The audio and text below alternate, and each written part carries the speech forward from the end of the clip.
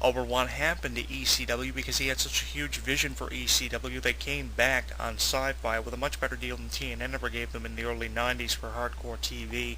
And then all of a sudden, a few months after ECW took off and was the most popular brand of the three, then they started to make all these changes. They took the ECW logo off the television graphics.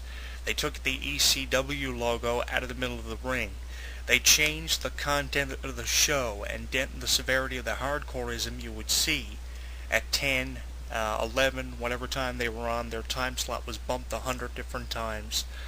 And then everybody became depressed over it all. A lot of ECW stars were released, headed back to the independents. C.W. Anderson, Danny Doring, Colin Delaney, the Sandman, Sabu, a lot of people that I've interviewed over half of Paul Heyman's roster, and I know firsthand that a lot of them were really depressed over how not only they were treated, but the entire ECW franchise was treated.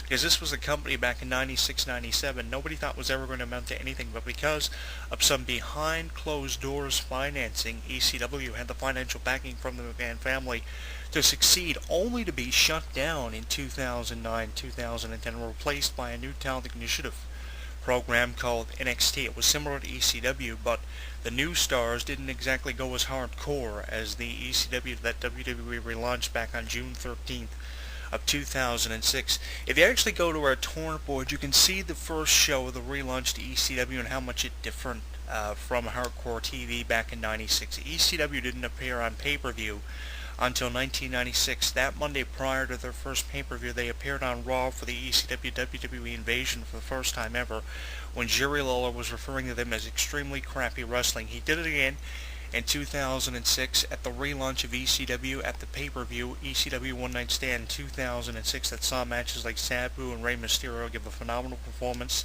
for the World Championship, and John Cena and Rob Van Dam for the WWE title, that saw Rob Van Dam capture the WWE title for the ECW franchise to put them over the top.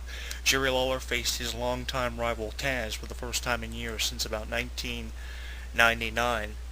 Definitely ECW became something that was the talk of the wrestling world. ECW became, simply put, an embarrassment. And I really don't blame Paul Heyman for leaving the company. You know, it was said when Paul Heyman walked through the doors of WWE after he made the decision to walk out on his contract, after being the general manager of SmackDown, the general manager of ECW. Back in the day, he was the manager of talents like the Dudleys and Brock Lesnar. It was said that when he left, he took every ECW fan with him, and all that was left were fans that weren't familiar with what ECW really was. The fans who had gotten into wrestling probably 3 years ago didn't really have a good understanding of ECW and what it really meant to the wrestling industry. But if you were a fan of territorial days and what wrestling was back in the 90s, you would know that ECW was nothing like what WWE were trying to present it as. WWE were trying to remarket ECW, relaunch ECW in the mind of Vince McMahon, what ECW should have been. And I think that if Paul Heyman were to have foreseen the future back in 96, back when he used to have his table set up in the middle of the locker room, and that was his office with no fancy presentation, he probably would have had no affiliation with Vince McMahon and gotten his financial backing from somewhere else. He would have told Vince McMahon to basically go to hell.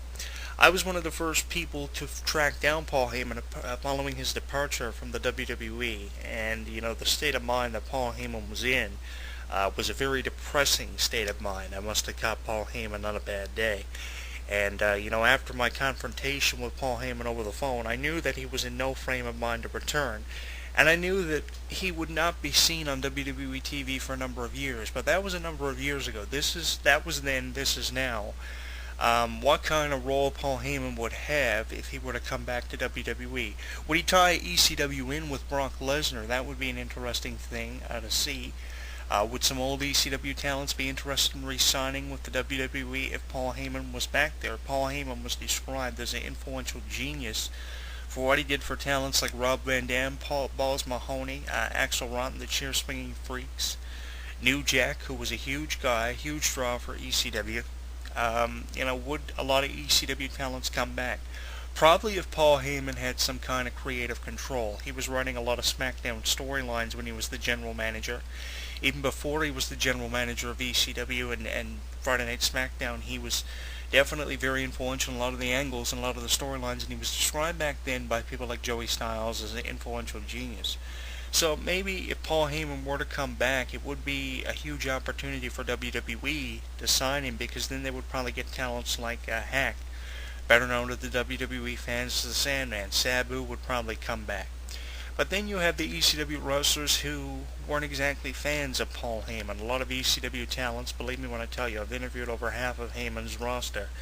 And a lot of ECW talents refer to Paul Heyman as, quote, a liar, because they were promised a lot of things by Paul Heyman they didn't get. Contractual deals.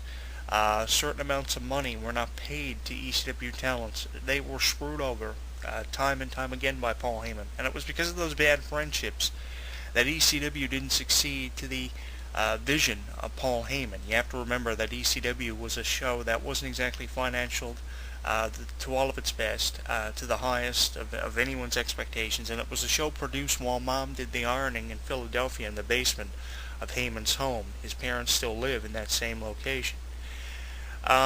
It seemed weird actually seeing that on the Beyond the Mat documentary. I can't tell you what it felt like actually sitting at home in front of a TV about 19 inches in length, and actually sitting down and watching the documentary that Beyond the Mat and the Ballsteins actually put together about the ECW franchise. It was really hard actually watching Paul Heyman become so frustrated with cutting a promo over the computer, a bit of recording software he was using at the time while his mother did the ironing. Paul Heyman was very frustrated, but he was determined to make ECW a huge success. And I think that he might have not gotten the financial backing that he wanted. He might not have gotten the publicity that he wanted, but he did get the hearts of a lot of fans who turned on WWE after Heyman left, started criticizing the ECW brand, referring to the ECW brand as a third brand extension of WWE to create more storylines, because WWE storylines were stale in 2006. 2006 was one of the worst years creatively for WWE, when you have to do things like a live sex celebration, and you have to do things like Shawn Michaels versus Kane, which was a match that went absolutely nowhere. The only thing that WWE benefited from was ECW, really. And once ECW came back with Paul Heyman having some creative control before it was taken away, the storyline started to take a 360-degree turn, and the complexion of WWE really changed, because fans remembered what Paul Heyman had done for people like Lesnar and the Dudleys in 03 and 04, and they knew that business was about to pick up in the WWE.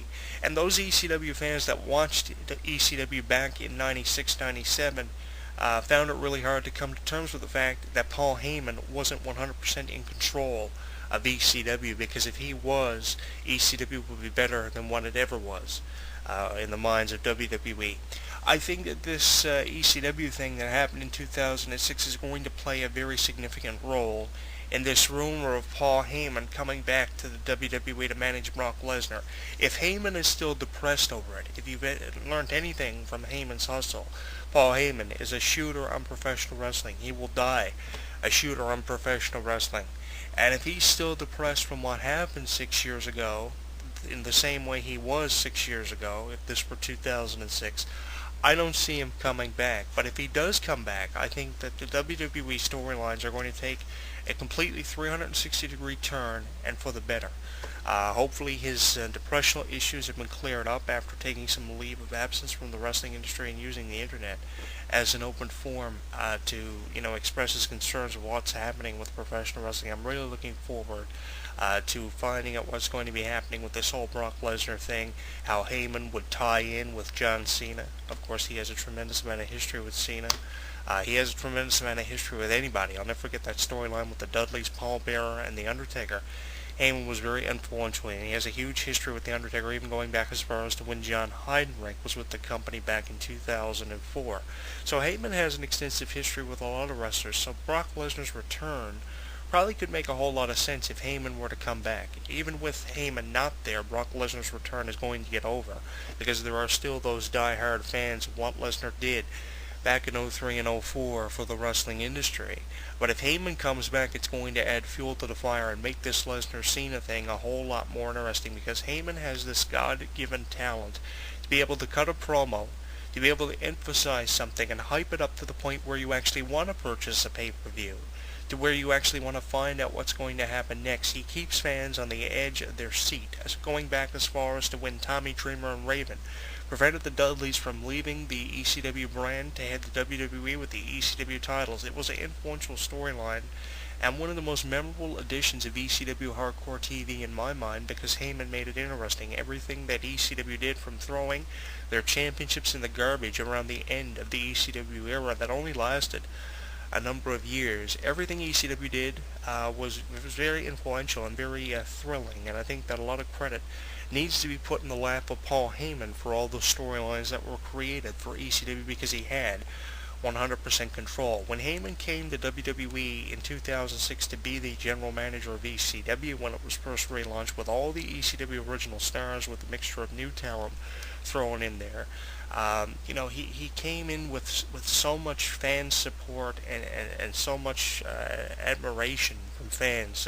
That really is what fueled Heyman, and definitely I think that he's still going to have that huge fan support if he does return. But what happened to him in 2006 is just going to remain in the back of his mind, and it's going to make it very hard for Paul Heyman to remain with the company for an extensive period of time. There is the occasional idiot that believes that Brock Lesnar is just there to do something with Cena and then he will leave the company.